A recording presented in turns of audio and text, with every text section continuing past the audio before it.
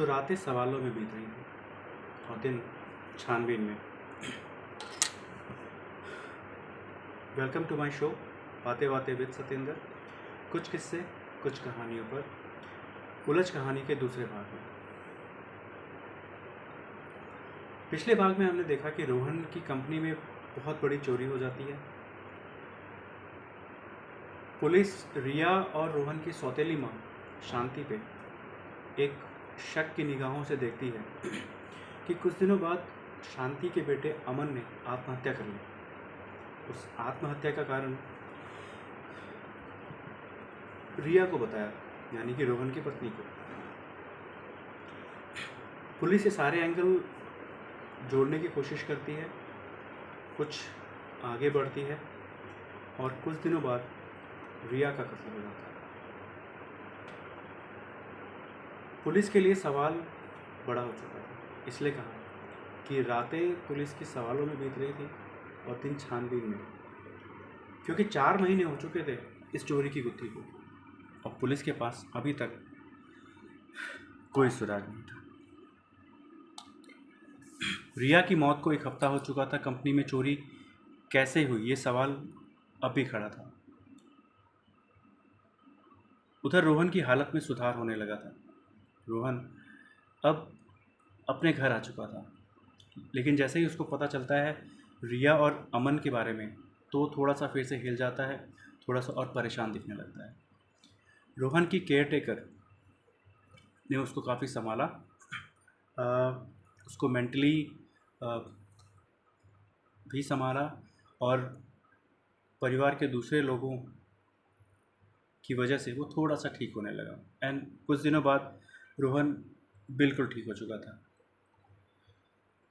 इधर शांति की हालत भी अब ठीक हो रही थी, क्योंकि शांति की हालत, अमन की जब मौत हुई तो शांति बहुत ही डिप्रेशन में चली गई, बहुत ही परेशान होने लगी और अब उसकी हालत धीरे धीरे ठीक हो रही थी। वक्त सारे घाव भर देता है, तो बस वही है इस कहानी में।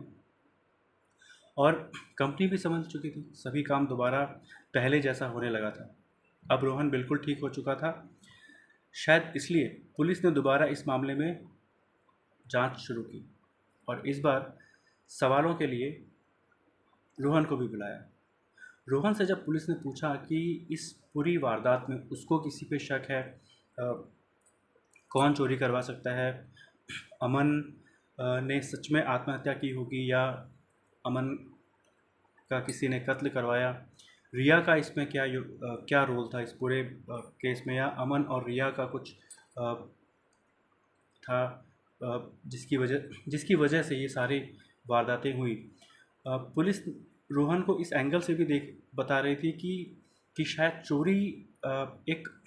चोरी एक बहाना है, कुछ और वारदात होने वाली थी, लेकिन फिर अमन का आत्महत्या करना, रिया का कत्ल हो जाना, ये सारे सवाल पुलिस रोहन के पास लेकर आई और हर सवाल का रोहन के पास एक ही जवाब था कि उसे कुछ नहीं पता।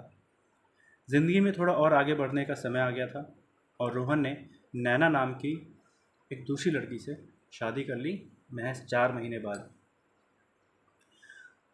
पुलिस फिर असमंजस में थी कि कंपनी में चोरी हो जाना,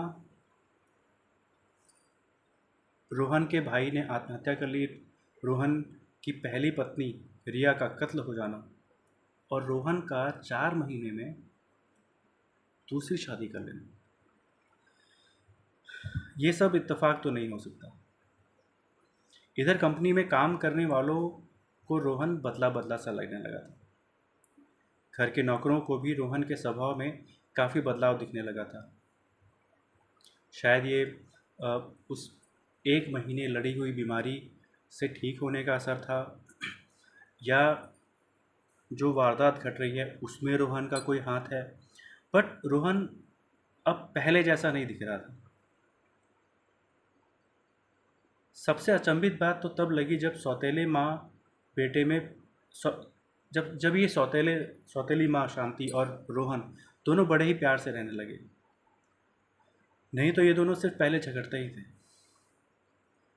शायद वक्त ऐसा था कि अब झगड़ा अब झगड़े की उतनी ज़रूरत नहीं थी या गुंजाइश नहीं थी। दोनों ही एक दूसरे को पसंद भी नहीं करते थे, लेकिन शांति ने बेटा खोया था और रोहन ने अपनी पत्नी को। शायद इसी बात से रोहन और सौतेली माँ शांति को करीब ला दिया। इधर पुलिस कड़ियाँ जोड़ने में लगी थी, कत्ल, आत्महत्या, चोरी को सुलझाने में लगी थी। पहेली यहाँ उलझ रही थी, अमन ने आत्महत्या का कारण रिया को क्यों बताया? उधर रोहन अस्पताल में भर्ती था, अमन की माँ भी पागल हो चुकी थी अमन की मौत से। तो फिर रिया को किसने मारा? इतनी बड़ी चोरी हो गई कंपनी में, और कंपनी पे काम करने वाले एक भी आदमी को कुछ भी नहीं पता है। रोहन किसी एक आदमी पे भी सीधे तौर पे या टेढ़े तौर पे शक भी नहीं कर सकता है।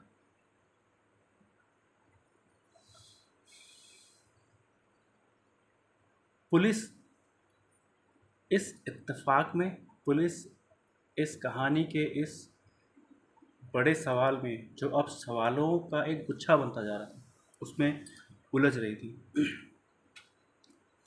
पुलिस बहुत से तथ्यों पे काम कर रही थी। उसमें से एक तथ्य ये भी था, रोहन और शांति कुछ तो छुपा रहे हैं, या फिर इस कहानी में नैना का कोई किरदार है। नैना रोहन की दूसरी पत्नी। इन्हीं सवालों और पहेलियों को जोड़ते हुए एक महीना और निकल जाता है। पुलिस कुछ कड़ियाँ जोड़ने में कामयाब होती है कि एक घटना ने सबको सन्न कर दिया। एक सड़क दुर्घटना होती है, और इस बार ये वारदात रोहन की सौतेली माँ शांति को छीन लेती है। यहीं पर रुकते हैं इस कहानी का दूसरा भाग। तो ऐसा कैसे हुआ कि रोहन की माँ जब ठीक होने लगी, रोहन और शांति में वो दूरियां ख़त्म हो रही थी, दोनों एक दूसरे को समझ रहे थे और साथ में रहने लगे थे, और तब एक एक्सीडेंट हो जाता है जिसमें रोहन की सौतेली माँ की मौत हो जाती है। ये इत्तेफाक है या फिर कोई बड़ा सवाल? मिलते हैं इस कहानी के अगले भाग में, उलझ भाग 3 में।